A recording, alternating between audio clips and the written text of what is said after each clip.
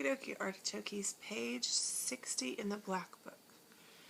When next day we left at noon, the crowd, of whose presence behind the curtain of trees I had been acutely conscious of all the time, flowed out of the woods again, filled the clearing, covered the slope with a mass of naked, breathing, quivering bronze bodies. I steamed up a bit, then swung downstream, and 2,000 eyes followed the evolutions of the splashing, thumping, fierce river demon, beating the water with its terrible tail and breathing black smoke into the air. If you need an example of metaphor, the boat is the thumping, fierce river demon. In front of the first rank, along the river, 3 men, plastered with bright red earth from head to foot, strutted to and fro restlessly. When we came abreast again, they faced the river, stamped their feet, nodded their horned heads, swayed their scarlet bodies. They shook toward the fierce river demon a bunch of black feathers, a mangy skin with a pendant tail, something that looked like a dried gourd. They shouted periodically together strings of amazing words that resembled no sounds of human language, and the deep murmurs of the crowd, interrupted suddenly, were like the responses of some satanic litany. We had carried Kurtz into the pilot house. There was more air there. Lying on the couch, he stared through the open shutter. There was an eddy in the mass of human bodies, and the woman with helmeted head and tawny cheeks rushed out to the very brink of the stream. She put out her hands, shouted something, and all that wild mob took up the shout in a roaring chorus of articulated, rapid, breathless utterance. "Do you understand this?" I asked. He kept on looking out past me with fiery, longing eyes, with a mingled expression of wistfulness and hate. He made no answer, but I saw a smile of indefinable meaning, appear on his colorless lips that a moment after twitched convulsively. "Do I not?" he said slowly, gasping, as if the words had been torn out of him by a supernatural power. I pulled the string of the whistle, and I did this because I saw the pilgrims on deck getting out their rifles with an air of anticipating a jolly lark. At the sudden screech there was a movement of abject terror through that wedged mass of bodies. Don't, you'll frighten them away," cried someone on deck disconsolately. I pulled the string time after time. They broke and ran, they leaped, they crouched, they swerved, they dodged the flying terror of the sound. The 3 red chaps had fallen flat, face down on the shore, as though they had been shot dead. Only the barbarous and superb woman did not so much as flinch, and stretched tragically her bare arms after us over the somber and glittering river. And then that imbecile crowd down on the deck started their little fun, and I could see nothing more for smoke. So, number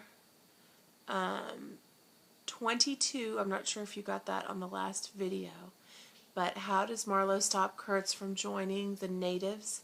He threatens to throttle him or choke him, and then he walks him back onto the boat. Number 23, how did the natives send the steamer off? With rituals and shouting. And why does Marlowe blow the steam whistle over and over? Number 24, he wants to scare away the natives, because why did the whites on board get upset with him for it? The white people want to shoot them instead, and so he's trying to save them from the white people. Okay. The brown current ran swiftly out of the heart of darkness, bearing us down towards the sea with twice the speed of our upward progress, and Kurtz's life was running swiftly too, ebbing out of his heart into the sea of inexorable time. The manager was very placid. He had no vital anxieties now. He took us both in with a comprehensive and satisfied glance. The affair had come off as well as could be wished. I saw the time approaching when I would be left alone of the party of unsound method. The pilgrims looked upon me with disfavor. I was, so to speak, numbered with the dead. Everyone, all the white people on board think that he is on the side of Kurtz, and so they're kind of pushing him off. The pilgrims looked upon me with disfavor. I was, so to speak, numbered with the dead. It is strange how I accepted this unforeseen partnership, this choice of nightmares forced upon me in the tenebrous land, invaded by these mean and greedy phantoms. Kurtz discoursed. A voice, it rang deep to the very last.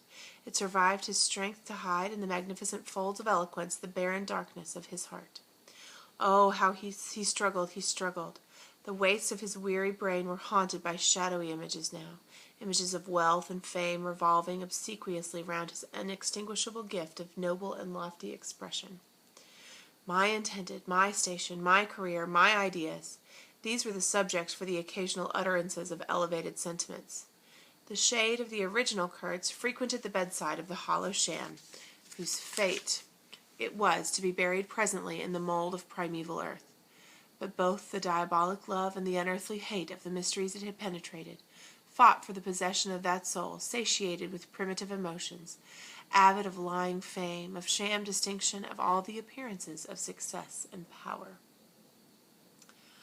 Sometimes he was contemptibly childish. He desired to have kings meet him at railway stations on his return from some ghastly nowhere, where he intended to accomplish great things. You show them you have in you something that is really profitable, and then there will be no limits to the recognition of your ability, he would say. Of course you must take care of the motives, right motives always. The long reaches that were like one and the same reach, monotonous bends that were exactly alike, slipped past the steamer with their multitude of secular trees looking patiently after this grimy fragment of another world, the forerunner of change, of conquest, of trade, of massacres, of blessings. I looked ahead, piloting. "Close the shutter," said Kurtz suddenly one day. "I can't bear to look at this." I did so. There was a silence. "Oh, but I will wring your heart yet," he cried at the invisible wilderness. We broke down as I had expected, and had to lie up for repairs at the head of an island. This delay was the first thing that shook Kurtz's confidence. One morning he gave me a packet of papers and a photograph, the lot tied together with a shoestring. "Keep this for me," he said. "This noxious fool," meaning the manager, "is capable of prying into my boxes when I am not looking." In the afternoon I saw him. He was lying on his back with his closed eyes, and I withdrew quietly, but I heard him mutter, "Live rightly, die, die." I listened. There was nothing more. Was he rehearsing some speech in his sleep, or was it a fragment of a phrase from some newspaper article? He had been writing for the papers and meant to do so again, for the furthering of my ideas. It's a duty. His was an impenetrable darkness. I looked at him as you peer down on a man who is lying at the bottom of a precipice where the sun never shines. But I had not much time to give him, because I was helping the engine driver to take to pieces the leaky cylinders, to straighten a bent connecting rod, and in other such manners. I lived in an infernal mess of rust, filings, nuts, bolts, spanners, hammers, ratchet drills, things I abominate, because I don't get on with them. I tended the little forge we fortunately had aboard. I toiled wearily in a wretched scrap heap, unless I had the shakes too bad to stand. One evening, coming in with a candle, I was startled to hear him say a little tremulously, "I am lying here in the dark, waiting for death." The light was within a foot of his eyes. I forced myself to murmur, "Oh, nonsense," and stood over him as if transfixed. Anything approaching the change that came over his features I have never seen before, and hope never to see again. Oh, I wasn't touched, I was fascinated. It was as though a veil had been rent. I saw on that ivory face the expression of somber pride, of ruthless power, of craven terror, of an intense and hopeless despair. Did he live his life again in every detail of desire, temptation, and surrender during that supreme moment of complete knowledge? He cried in a whisper at some image, some vision. He cried out twice, a cry that was no more than a breath. The horror, the horror. I blew the candle out and left the cabin. The pilgrims were dining in the mess room, and I took my place opposite the manager, who lifted his eyes to give me a questioning glance, which I successfully ignored. He leaned back, serene, with that peculiar smile of his sealing the unexpressed depths of his meanness.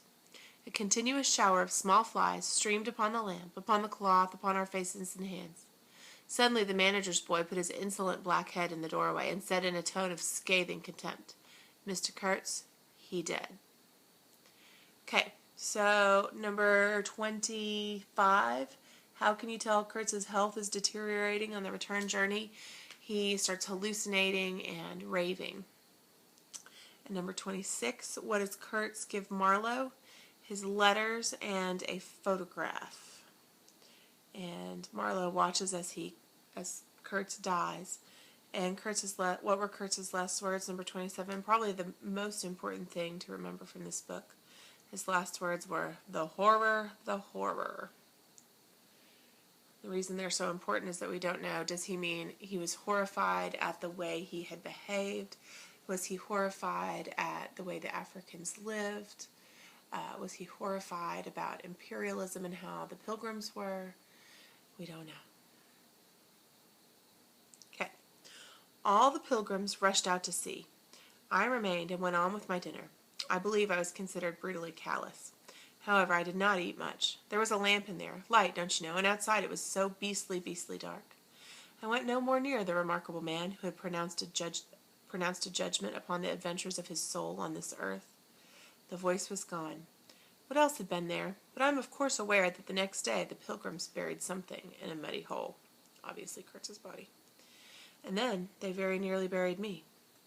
However, as you see, I did not go to join Kurtz there and then, and I did not.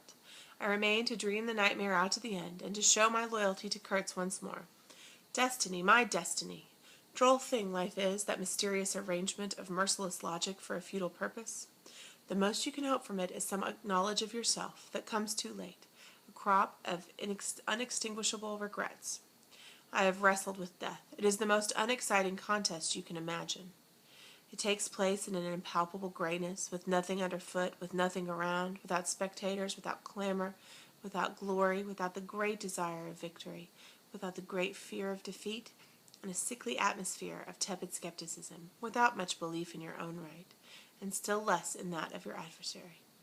If such is the form of ultimate wisdom, then life is a greater riddle than some of us think it to be. I was within a hair's breadth of that last opportunity of pronouncement, and I found with humiliation that probably I would have nothing to say. This is the reason why I affirm that Kurtz was a remarkable man. He had something to say. He said it.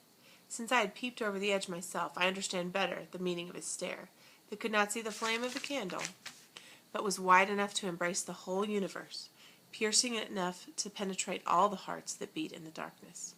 He had summed up, he had judged. The horror. He was a remarkable man. After all, this was the expression of some sort of belief. It had candor, it had conviction, it had a vibrating note of revolt in its whisper. It had the appalling face of a glimpsed truth, the strange commingling of desire and hate. And it is not my own extremity I remember best, a vision of grayness without form filled with physical pain, and a careless contempt for the evanescence of all things, even of this pain itself. No, it is his extremity that I seem to have lived through. True, he had made that last stride. He had stepped over the edge, while I had been permitted to draw back my hesitating foot. They're talking about how Kurtz crossed the line into death, but Marlowe did not. And perhaps in this is the whole difference. Perhaps all the wisdom and all truth and all sincerity are just compressed into that inappreciable moment of time in which we step over the threshold of the invisible. Perhaps, I like to think my summing up would not have been a word of careless contempt. Better his cry, much better. It was an affirmation, a moral victory paid for by innumerable satisfactions, but it was a victory.